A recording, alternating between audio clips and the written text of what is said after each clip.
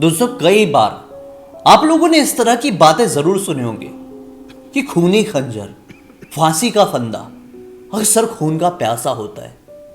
नहीं सुने? कोई फिक्र करने वाली बात नहीं है। ब्लडी सत्य के आज के इस एपिसोड में मैं आप सभी लोगों के सामने ऐसी हैरान कर देने वाली सच्ची वाकया की सच्ची कहानी लेकर आ गया हूं, जिसे सुनने के बाद आप लोगों को सचमुच में विश्वास तो नहीं होगा कि यह सच्ची घटना हो सकती है। लेकिन दोस्तों, जरा उन लोगों के बारे में एक बार सोचिए जिन लोगों के साथ ऐसी अजीबोगरीब घटनाएं हो जाती है। उन्हें समझ में नहीं आता होगा कि ये जो घटना हमारे साथ अभी अभी बीती है वो सच्चाई थी या फिर एक सपना। वो आखिर तक अपनी पूरी जिंदगी इसी कश्मकश में काट देते हैं। आज के इस एपिसोड में मैं आप सभी लोगों के सामने मधु नाम की एक औरत के साथ बीता हुआ एक ऐसी अजीबोगरीब घटना की सच्ची कहानी लेकर आ गया हूं जो कि इतनी ज्यादा खौफनाक थी, जो जब मधु के साथ बीती थी उसकी रूह तक कांप गई थी। आज भी वो जब भी उस रात को याद करती है वो सिहर से उठती है। दोस्तों, ये वाकया है आज से 20 साल पहले का। 20 साल पहले मधु खुशहाल अपनी जिंदगी बिता रही थी। शादी की उम्र हो गई। मां बाप ने एक अच्छा खासा लड़का ढूंढकर मधु की शादी करवा दी। यह लड़का एक अच्छा खासा आर्मी ऑफिसर था। शादी के कुछ दिन बाद तक मधु बहुत खुश रहती थी। अलग अलग जगह पर रहने का मौका मिलता था। पति आर्मी में था ना, तो जगह जगह पे ट्रांसफर होते रहते थे। जहां भी पति का ट्रांसफर वहां पे मधु चल दी। अब ये लोग जहां भी जाते थे इनको गवर्नमेंट क्वार्टर अच्छे खासे मिल जाते थे। भाई, काफी समय से इन लोग इसी तरह से ट्रैवल कर रहे थे, 1 साल तक मतलब। अब 1 साल बाद ठीक इनके पति को जम्मू में ट्रांसफर मिलता है। अब इस बार ये ट्रांसफर उनको अकेला नहीं बल्कि उनके एक पुराने दोस्त के साथ मिला था। क्या लोग बचपन के दोस्त काफी खुश हो जाते हैं। किस्मत इस बात से खराब हुई कि जो मधु के पति को जो क्वार्टर मिला था, गवर्नमेंट क्वार्टर जम्मू में, वो उनके दोस्त के अलॉट हुए गवर्नमेंट क्वार्टर से थोड़ा दूरी पर था। अब इस बात से उनको ये फिक्र सताने लगी, मेरे दोस्त वाले शहर में मुझे ट्रांसफर तो मिल गया है, लेकिन घर पे आसपास में रहेंगे तो थोड़ा एक अच्छा लगेगा। परिवार वाले मिलते जुलते रहेंगे, हम लोग जब ड्यूटी में जाएंगे तो हमारी जो वाइफ्स हैं वो अच्छे से खुश रहेगी। अब क्या होता है, ये लोग मिलके डिसाइड कर लेते हैं कि हम लोग गवर्नमेंट क्वार्टर नहीं लेंगे जो हमको अलॉट हुए हैं, हम लोग एक बढ़िया वाला घर किराए पर लेंगे जो कि आसपास होगा। और किस्मत से उन लोगों को बड़े ही सस्ते दाम में 2 अच्छे अलग अलग घर किराए पर मिल जाते हैं। खुश थे, देखने का बहुत अच्छा वहां से नजारा मिलता था, बड़ा घर था। वो लोग वहां पर रहने लगते हैं। शिफ्ट होने के लगभग 1 साल बाद तक और ये लोग बड़े आराम से रहते हैं। अब क्या होता है, मधु के पति को उनकी ड्यूटी से बुलावा आता है। यह बुलावा काफी ज्यादा दिनों का होने वाला था। वो अपनी पत्नी से कहते हैं कि मैं अपनी ड्यूटी पर जा रहा हूं बॉर्डर में किसी काम से। आप लोग समझ सकते हैं क्या काम से। अब कितना समय लगेगा वो मैं नहीं बता सकता। जब कभी भी हमें मौका मिलेगा हम लोग फोन में बात करते रहा करेंगे। अब क्या होता था, इनको गए हुए काफी समय बीत गया।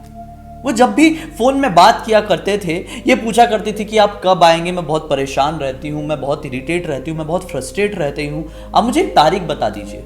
वो एक तारीख बताते थे और बताई हुई तारीख पर अपने घर वापस नहीं जाते थे। फिर ये काफी दिनों तक परेशान रहती थी। फिर फोन में बात होती थी, फिर ये तारीख पूछती थी, वो तारीख बताते थे, फिर वो अपनी बताई हुई तारीख पर नहीं पहुंचते थे। ये सारी चीज होने की वजह से धीरे धीरे मधु जो थी वो डिप्रेशन में जाने लगी। उनको यही चिंता सताने लगी कि मैं अपने पति से दूर हूं, मैं अपने घर बार से दूर हूं, मुझे कुछ करने का मौका नहीं मिल रहा है, मैं बस घर पर एक कैदी की जैसी होकर रह गई हूं। ये बहुत ज्यादा टेंशन में रहने लगी। ज्यादा टेंशन हुई, ज्यादा फ्रस्ट्रेशन हुई। अब एक दिन की बात है, ये फिर से पति से फोन में बात की थी और इस बार परेशान होके एक अपना जो दुपट्टा होता है वो उठाई और बाहर की तरफ बढ़ गई। बिजली चमक रही थी, सुनसान अंधेरा था, ऐसा लग रहा था बारिश पड़ने वाली है। बाहर की तरफ दिखाई दे रहा था एक खौफनाक पुराना सा बरगद का पेड़। यह बरगद का पेड़ बड़ा ही अजीबोगरीब था। इसके पास लोग आसानी से नहीं जाते थे। ना जाने क्यों इसके पास जाने से लोग बहुत ज्यादा कतराते थे।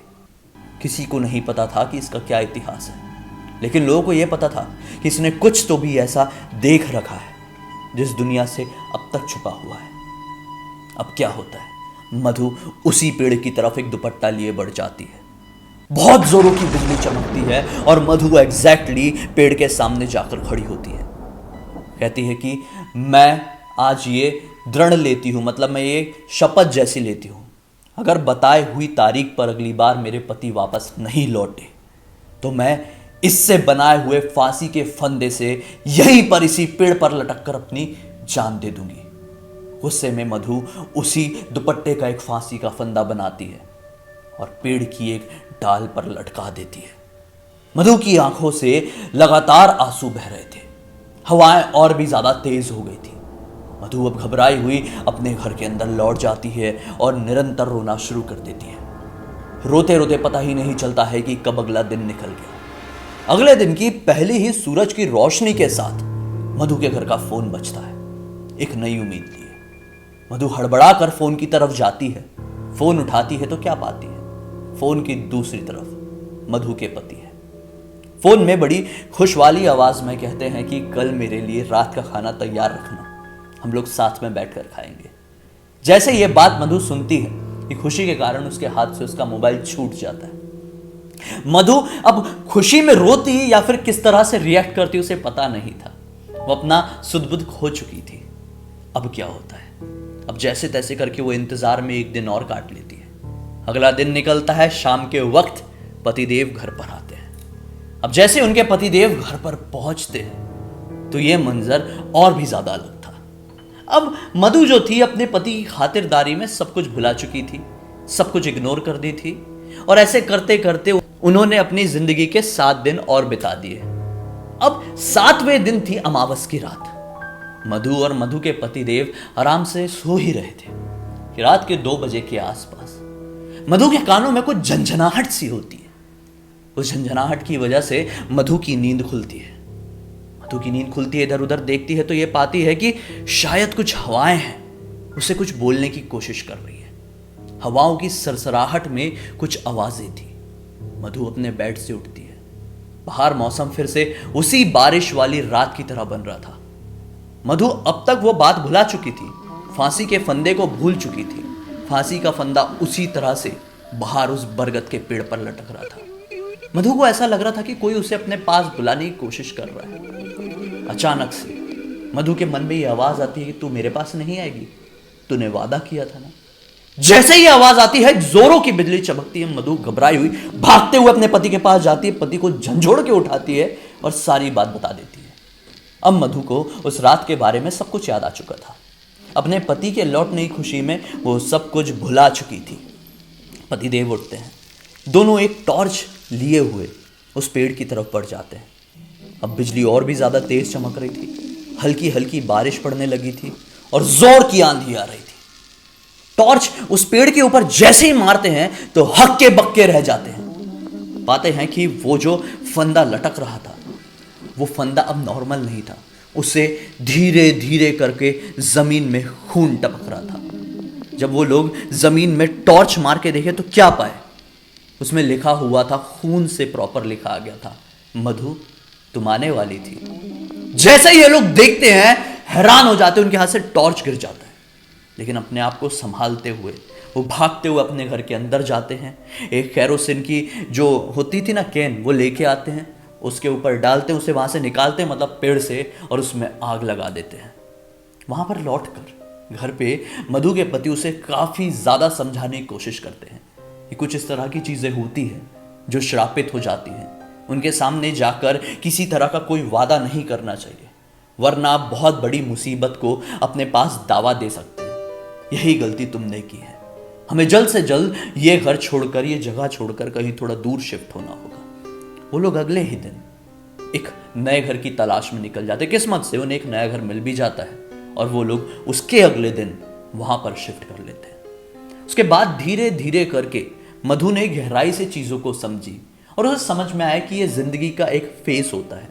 पति आते हैं जाते हैं, घर पे मैं अकेली रहती हूँ, कल को ऐसा भी होगा जब हम बूढ़े हो जाएंगे तो पति साथ में रहेंगे, सारी खुशहाली रहेगी। तो ये सब जिंदगी में लगा रहता है। ये सारी चीजें जब मधु के दिमाग में आई तो मधु का दिमाग धीरे धीरे नॉर्मल होने लगा। डिप्रेशन से वो अपने आप बाहर निकलने लगी और धीरे धीरे करके सब कुछ ठीक हो गया। शायद ये कहीं उस इलाके की या फिर उस घर की कोई मनुष्यत तो नहीं थी जो मधु को इस तरह का अपने आप डिप्रेशन हो रहा था, क्योंकि इस नए घर में आने के बाद सब कुछ धीरे धीरे ठीक हो चुका था। खैर, अब इस वाकया को पूरे 20 साल बीत चुके हैं और इन 20 सालों में मधु के साथ कुछ ऐसा नहीं हुआ है।